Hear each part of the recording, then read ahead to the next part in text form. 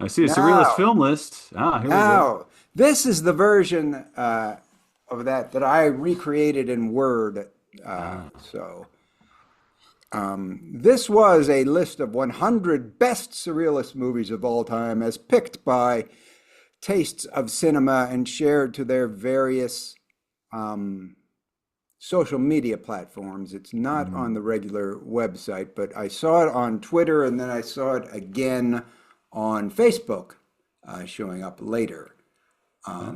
These are the 100 movies their staff chose as the best surrealist movies.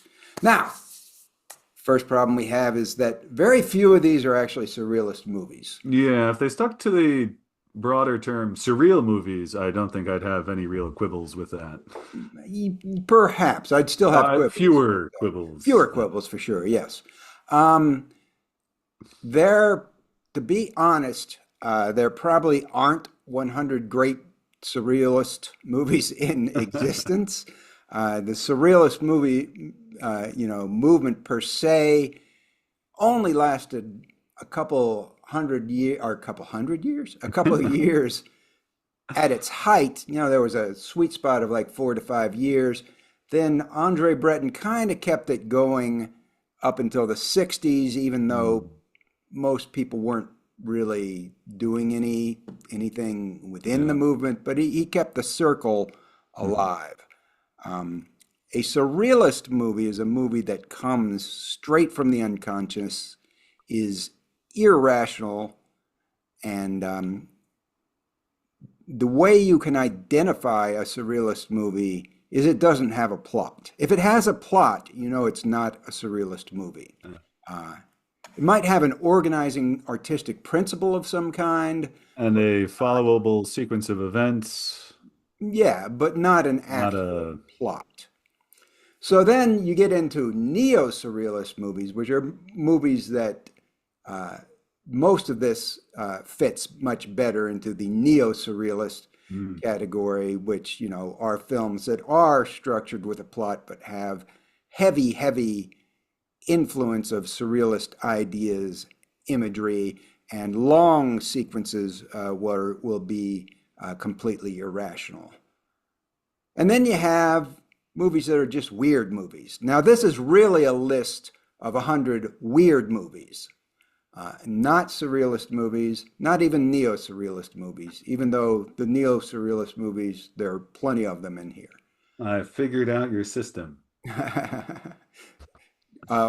And yes, so when I cut and pasted this list with the aid of AI, I might say, I color coded them, and Giles has figured it out. What are the colors, Giles? Well, the red are certified. The gold or yellow tone are apocrypha. And straight up black means we haven't committed, although I know that their slot number five um, had better be in the apocrypha eventually. Have you seen it? I reviewed it. Slot number 5 is Dreams That Money Can Buy, Oh yeah. which is um, potentially a surrealist movie. I don't know. I I don't know haven't if it's surrealist. It's definitely weird. definitely neo-surrealist. It's from Hans Richter, who was involved with the surrealist movement. With this, obviously, we only have about a little less than 20 minutes to talk about this, so obviously, we're not going to go over every single title. I'll start with their top four. These are all listed in chronological order, by the way. Un Chien Andalou, which of course is a surrealist movie, the probably the uh, um, premier surrealist movie. L'Age d'Or, The Blood of a Poet, which is that's where you get into the questionable. Now, it's from Jean Cocteau. Jean Cocteau refused to join the Surrealist movement and, in fact, feuded with the Surrealists quite a bit. But Blood of the Poet is a movie that could definitely have come out of the Surrealist Hmm. movement. It's a completely irrational avant-garde movie. And then Meshes of the Afternoon from Maya Deren, which was heavily influenced by Surrealism, and Dreams That Money Can Buy from Hans Richter. Those are your first five. And you'll notice these go through, there are 100 of them. I'm Yeah. scrolling through them for you guys. Um, the first 25 go up to 1970. So it is very heavily skewed towards more recent movies, which I guess is understandable because they make more movies these days, and audiences are much more tuned in to movies that were made more recently.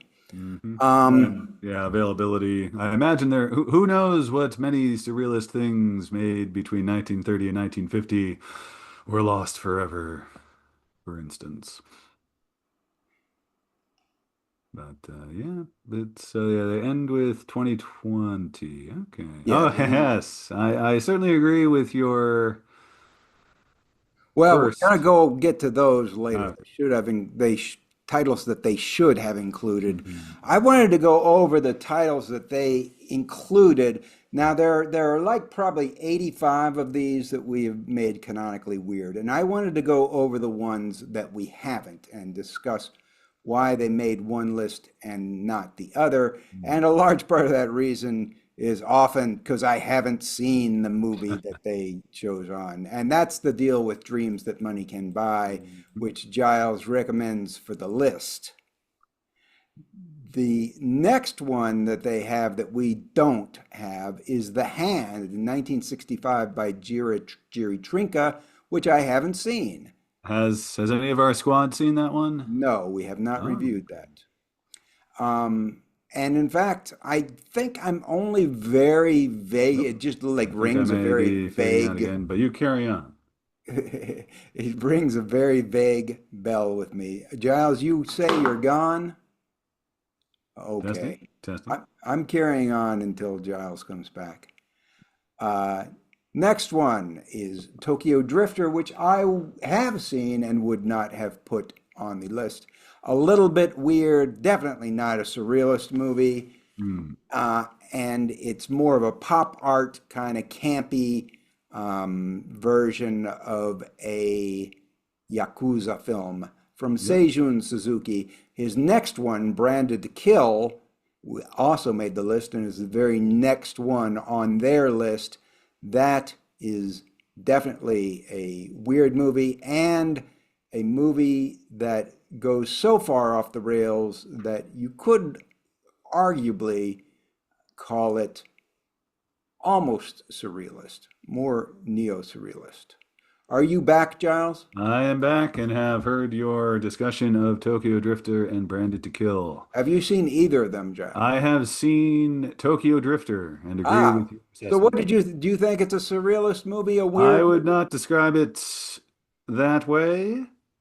Um, it has a number of moments of surreal doings, but as to a tying it officially to either the original or neo version of that art movement, I share your reluctance. How about as just a weird movie in general? Yeah, it's pretty weird. I can understand. Well, it's you gave it capsule treatment and Mhm. then described Branded to Kill, the follow-up, as a must-see Well, number 63 on the canon. So yeah, there was more reluctance and rationing back in the day, I suppose, when 366 started. So I can understand it not being included. However, if it had been on the list, it wouldn't have felt out of place. I thought it's a great movie. It's a Oh, I know you like. great Yakuza movie, a great Suzuki movie. You know, his second Branded to Kill being the one that just knocks everybody out. Tokyo Drifter is much more approachable and Yeah. watchable by the average person since it does have a plot. Um, I just didn't think it was weird enough to. Oh, no, I can certainly understand it not being on the list. All right. So, A real offense case for me, I guess. So, yeah. next one that they included that we haven't, The Hour of the Furnaces, 1968, Octavio Gattino and Fernando Solanas. I don't think I've ever heard of it. I certainly haven't. It could be Uh, a short film Does not ring a bell to me. I Let's don't see. know the names Gattino and Solanas either. They seem like Italians, um, The Hour of the Furnaces. Oh, Spanish. I okay. don't So know. it might even 1968, you said? Yeah, Oh, am I phasing out again? no, I think I found it. If you can hear me, sure. Go on. it's an unrated movie, 4 hours and 20 Oh, minutes. okay. And it's a documentary. Huh? Uh-huh. Okay. All right. It sounds like a very okay. Anything else you can tell us about it before we move on there, Giles? Three-part documentary made in Czechoslovakia Hmm. or about Czech citizens protesting USSR. So probably fascinating, but if it's a documentary, Don't know. Yeah, I don't know about the weirdness of it. Next up that they put on, Spirit of the Beehive, 1973. A lot of people love that movie. I found it a little dull, to be honest. Not very weird, really. It sort of has like a surrealist sensibility to it, I guess. hmm Have you seen it, Giles? I have not seen Spirit of the Beehive. Did it get That's covered, or did you I just watch it? don't I don't think I even decided to write it up. But a lot of people love this movie. It's about a Spanish or Mexican, I forget which girl, who sees the Frankenstein movie on TV, probably, in the 40s or so, and then imagines that Frankenstein is real. A lot of people love it though. The Looks like next two are A Team, Pastoral to Die in the Country, and The Last Days of the World, both by Shuji Terayama. Terayama's movies are not really available. Pastoral to Die in the Country is spoken of highly, but I have never seen it, nor the other one. Time Masters is a animated movie, sort of like it's by the guy who did Forbidden uh, Fantastic Planet? Fantastic Planet, yes. Rene Laloux. A reader reviewed that for us. I haven't seen it. Dimensions of Dialogue from Jan Svankmajer is a short film, very memorable film. I wouldn't have included it just because it's not really substantial enough as a very short film with claymation. Um, It'll remind Giles of some Bill Plimpton stuff if he sees it. oh, yeah, there's a non-zero chance I've seen this actually. I early in my tenure, first year or two or so, I was working at 366. I did a review of a collection of Svankmajer Yeah, I thought we. shorts, and this looks kind of familiar. Yeah, if you see the still, it's those two Oh clay yeah. heads that kind of merge together. Um, Next up that we didn't include was Mauvais Sang, Bad Blood by Leos Carax, 1986. I had thought somebody had reviewed that on our site, but I couldn't find it. I haven't seen it. Next up, The Adventures of Baron Munchausen, the Gilliam version, 1988. I just know it's just a fantasy movie. It's Mhm. not weird. It's not surreal. It's not surrealist. Doesn't belong on a list like this, despite being a very good movie and a movie that people who like the other movies on this list will probably like. Yeah, well, one of those good gateway movies. I know that I saw that as a boy, and Mhm. I'm sure it had its influence. Next up is Dogra Magra, which I believe 1988 movie. I believe somebody on the site has reviewed. I've never seen it. Toshio Matsumoto. Next up, Time of the Gypsies by Emir Kusturica, 1988. Again, good movie, not very weird at all, really. Um, then Lars von Trier's Europa from 1991. Not one of Lars von Trier's weirder movies. Even it's the most popular of his first three films, the Europa trilogy, but not even the one I like the most. But still, a lot of people like it. And some avant-garde flourishes, but kind of a very easy to follow plot. Have you seen it, Giles? I have not seen much, if any, Von Trier. Okay. I would left that one off, but it's like a borderline case for Hmm. including on a weird movies list, not at all to be included on a surrealist movies list. Next up is Spunkmeyer's Faust, which I haven't seen, is not on DVD, but was reviewed for our site. It's not on DVD anymore. It was when it first came out. It was Uh, reviewed on our site by Alex Kittle. Spunkmeyer's movies in general are really hard to find. Certainly hard to find good versions of them. Yeah, that's unfortunate. That one, since I haven't seen it, I can't comment, but it probably belongs there. Spunkmeyer was a legitimate surrealist, even though his movies were mostly more neo-surrealist in tone. Next up, Kiyoshi Kurosawa's Cure, which is a weird movie, not really a surrealist movie, sort of a horror psychological thriller thing. And then we get into ones Giles start getting into ones Giles has seen since we get into the Hey, 2000s. young feller like myself. There's two very close in proximity on this list: The Cell and The Fall by Tarsum Singh. I've seen neither. I think Giles has seen both. I saw The Cell in theaters, actually. And Um, yeah, they there are surreal elements to both, mhm. but they have very clear. Both of them are very much telling a story, and in particular, The Fall, it's like a movie about telling a story, which Mhm. I guess might be meta, but I don't know, sir. But yeah, certainly vibrant and creative, and I really highly recommend, especially The Fall. Um, but yeah, I would not describe them as overall surrealist, although I guess The Cell and to a slightly lesser extent The Fall have brief surreal sequences. I'd call them what I consider like MTV surrealism is what they Yeah, well, look like. Next up, there's oh, go on. accurate, fairly accurate description there. Yeah. Darren Aronofsky's The Fountain, which not especially weird even for an Aronofsky movie, and none of Aronofsky's movies are surrealist. Uh, some of them are kind of neo-surrealist. A weird movie, not a movie I would include on a list just because I don't think it's quite good enough, and it's certainly overshadowed by Aronofsky's other work. Next up, The Killing of a Sacred Deer by Lanthimos. Um,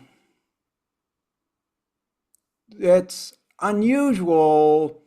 It's more of Lanthimos doing a horror movie, though, in a Hmm. Lanthimosian style. Um, I Weird, not surrealist. I'd actually Arguable that you argue can see. his Killing of a Sacred Deer is orders of magnitude better than his debut film Kinetta, which Apparently, I describe Kinetta actually as closer to surrealist than Killing of a Sacred Deer in that there's just a series of stuff going on that I don't know if I couldn't follow it or couldn't be bothered to follow it. next up is Alex Garland's Annihilation from 2018, which is a science fiction movie, not surrealist. We didn't include it. Good movie, has surreal imagery, but nothing other than the imagery about it is really surreal. Next up, Quentin Dupieu's Deerskin, which I can see putting on the list. All of Dupieu's movies are surreal and generally surrealist, so that's one we didn't choose to include on in 366 movies, so I wouldn't include it in 100, but it is in the right area. And then I'm thinking of Ending Things by Charlie Kaufman. Again, Oh, weird movie, uh, psychological thriller, but not surrealist. It's a good movie to be included here. I had 16 movies.